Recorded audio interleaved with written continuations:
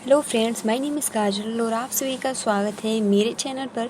और आज की इस वीडियो में हम डिस्कस करने वाले हैं यूपीडीएलएड सेकंड सेमेस्टर सब्जेक्ट प्रारंभिक शिक्षा के नवीन प्रयास। ठीक है, और आज का जो हमारा टॉपिक रहेगा वो रहेगा जिला प्राथमिक शिक्षा कार्यक्रम। बहुत ही महत्वपूर्ण टॉपिक है। ठीक है, जिला प्राथमिक शिक्षा कार्यक्रम, इसके क्या उद्देश्य है, बहुत ही अच्छे से इसको हम डिस्कस करेंगे। इसमें क्या महत्वपूर्ण बिंदु है। तो चलिए फ्रेंड्स शुरू करते हैं। और अगर आपने प्रीवियस वीडियोज़ नहीं देखा है तो मैंने प्लेलिस्ट बना दिया है, आप वहां से जाकर देख सकते हो। ठीक है, तो चलिए शुरू करते हैं। तो सबसे पहले तो यहाँ से स्टार्ट होता है।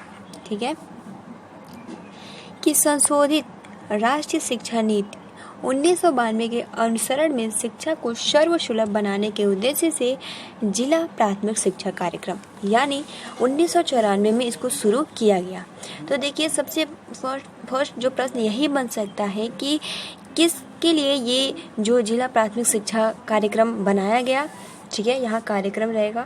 तो देखिए, इसलिए बनाया गया क्योंकि जो संशोधित राष्ट्रीय शिक्षा नीति, जो राष्ट्रीय शिक्षा नीति था उसको संशोधित किया गया और उसी के अनुसरण में शिक्षा को जो शिक्षा है उसको आसानी हर एक जो छोटे छोटे बालक होते हैं हर एक स्टूडेंट को प्राप्त हो सके, इसके उद्देश्य से जिला प्राथमिक शिक्षा कार्यक्रम 1994 में शुरू की गई।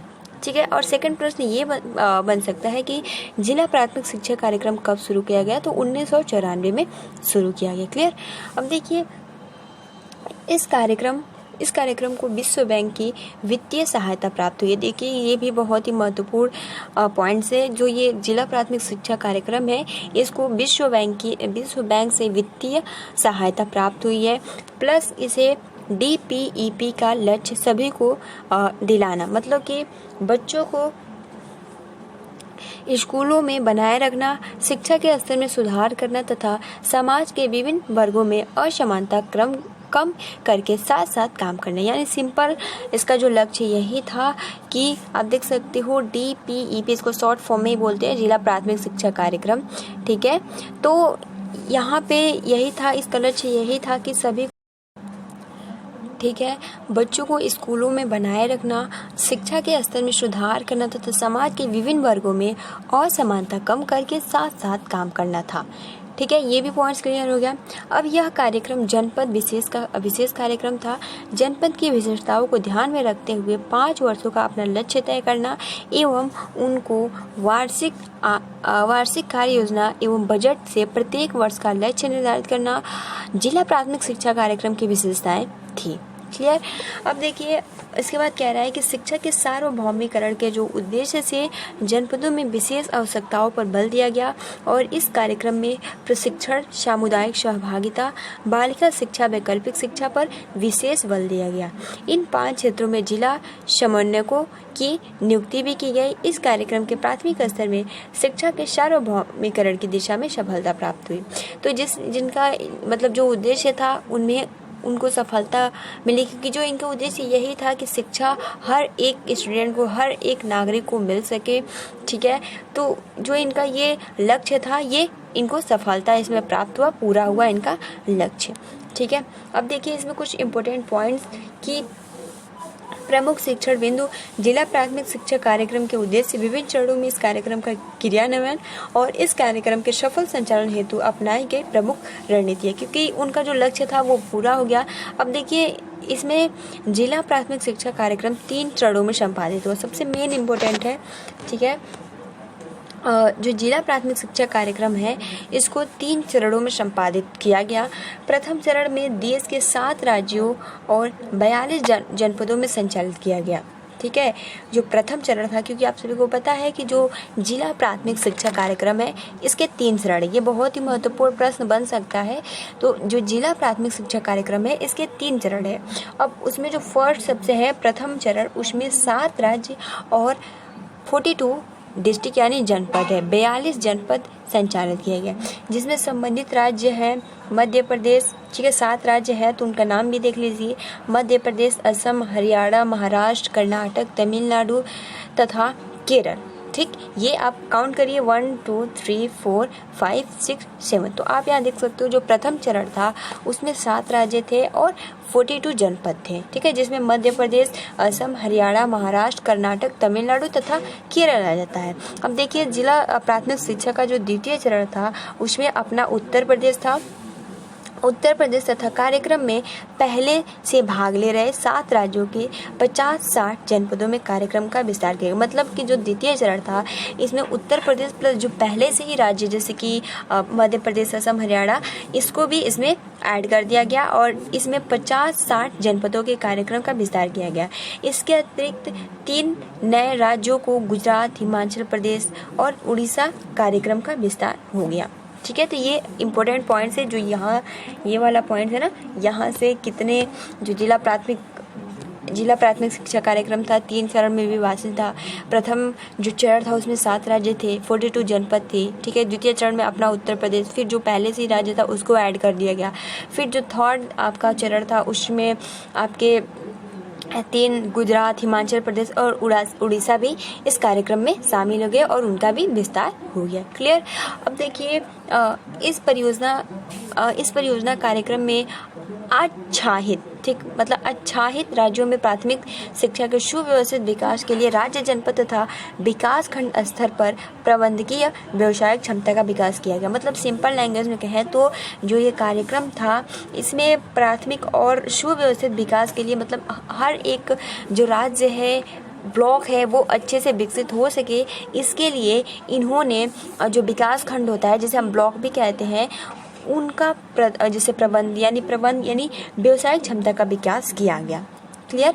और जिनके द्वारा ऐसे क्रियाकलापों पर विशेष बल दिया गया जो प्राथमिक शिक्षा तक पहुंच को सरल बनाने और जो भी उनमें कमी ह्रास को कम करने तथा अधिगम संप्राप्तियों में सुधार लाने के उद्देश्य से आयोजित किए गए थे।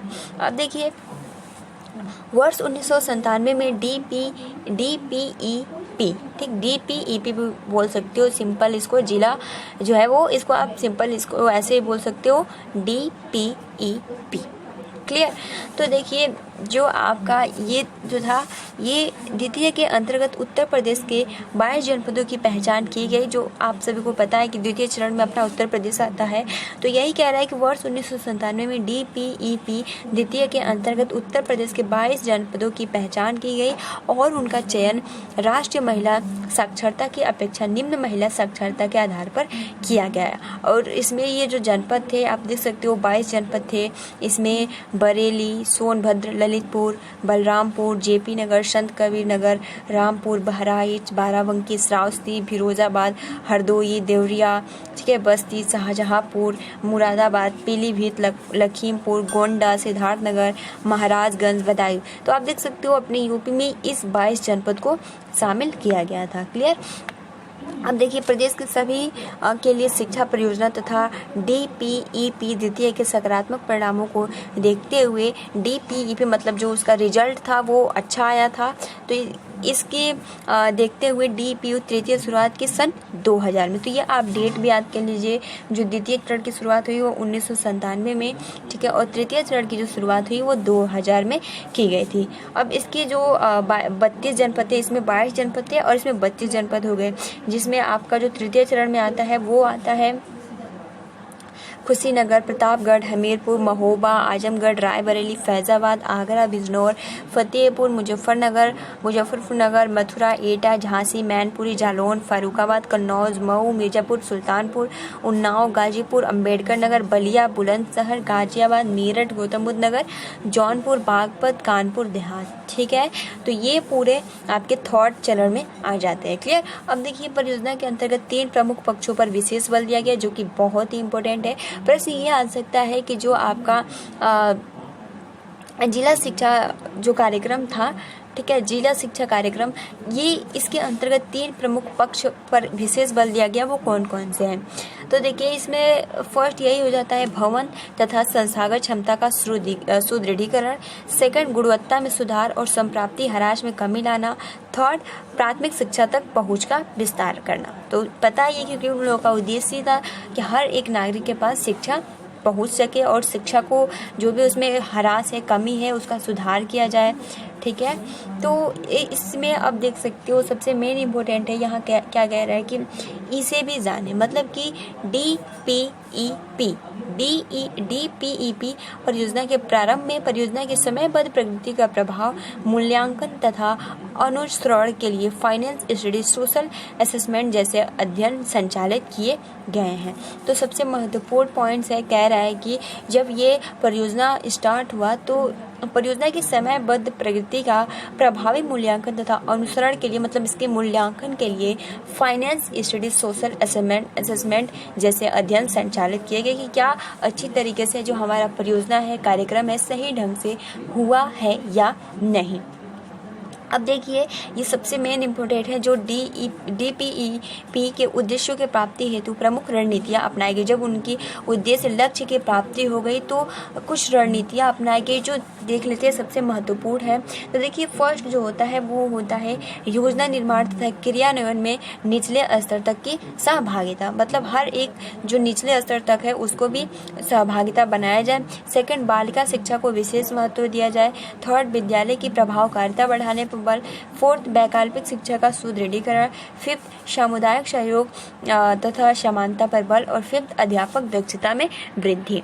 अब देखिए यहाँ क्या कह रहा है कि उत्तर प्रदेश बेसिक शिक्षा परियोजना के अधीन राज्य स्तर पर गठित राज्य परियोजना परिषद को राज्य परियोजना के कार्यकाल के रूप में कार्यक्रम के क्रियान्वयन का दायित्व सौंपा गया। देखिए क्या कह रहा है, सिंपल, जैसे हमने कल डिस्कस किया था बेसिक शिक्षा परियोजना, इसमें क्या था, जो उसके अधीन राज्य थे, बेसिक शिक्षा के परियोजना के जो अधीन राज्य थे उसको गठित राज्य परियोजना, जो आपका जो ये जिला शिक्षा परिषद बनाया, कार्यक्रम बनाया गया, इसके थ्रू जो भी निचले जो अधीन राज्य हैं उनको मतलब बढ़ावा दिया गया और इस राज्य परियोजना कार्यालय के रूप में कार्यक्रम के क्रियान्वयन का दायित्व सौंपा गया और शैक्षिक अकादमिक प्रबंधन दायित्वों का सफल निर्वहन तथा शैक्षिक प्रबंधन का प्रशिक्षण संस्थान CMAT द्वारा किया गया। इसको शॉर्ट में CMAT कहते हैं। तो देखिए आज हमने इस वीडियो में डिस्कस किया कि जिला प्राथमिक शिक्षा कार्यक्रम क्या है। तो बहुत ही आसानी के साथ गए होंगे। सबसे पहले तो इसको शुरू कब किया गया, तो 1994 में शुरू किया गया, ठीक है, जिसमें इसका सहयोग विश्व बैंक वित्तीय ने भी इसका सहायता किया था, ठीक है। और इसका जो लक्ष्य था, सबसे मेन इम्पोर्टेंट इसका जो लक्ष्य था यही था कि सभी को शिक्षा समान मिले, ठीक है, भेदभाव ना मिले और हर एक जो बच्चा होता है उसको शिक्षा मिले और प्राथमिक शिक्षा को बढ़ावा दिया गया। प्लस अगर जो भी शिक्षा संबंधी कोई भी हरास आ रहा है तो उस कमी को दूर करना, ठीक है। उसके बाद जब उनको सफलता मिल गई और जैसे कि आप सभी को पता है कि जो जिला प्राथमिक शिक्षा कार्यक्रम था इसको 3 चरणों में विभक्त किया गया था। प्रथम चरण में आपका 7 राज्य और 42 जनपद आ जाता है, ठीक है। द्वितीय चरण में आपका अपना उत्तर प्रदेश और जो पहले से जो राज्य थे वो आ जाते हैं। फिर थर्ड चरण में और भी कुछ राज्य आ जाते हैं। क्लियर? तो गाइज आपको ये पॉइंट्स याद करने हैं और जैसे ही उनको जो उद्देश्य था, उनके लक्ष्य की प्राप्ति हुई तो उन्होंने कुछ रणनीति अपनाई। रणनीति ये कि उन्होंने मतलब हर एक को शिक्षा मिल सके, ठीक है, प्लस बालिका शिक्षा पर ज़्यादा से ज़्यादा महत्व दिया गया। तो ये कुछ पॉइंट्स है जिसको आपको बहुत ही आसानी के साथ याद भी हो गया होगा। लास्ट में मैंने जितने भी पॉइंट्स बताए हैं आप सभी को बस वही याद करना है, ज़्यादा कुछ इसमें याद करने की ज़रूरत नहीं है। तो गाइज आज के लिए इतना ही। आप अपना अच्छे से प्रिपरेशन करते रहिए। तब तक के लिए thanks for watching, take care and best of luck. अगर वीडियो पसंद आई हो तो लाइक कर सकते हो, अपने फ्रेंड्स मित्रों को शेयर कर सकते हो। Thanks for watching, take care and best of luck.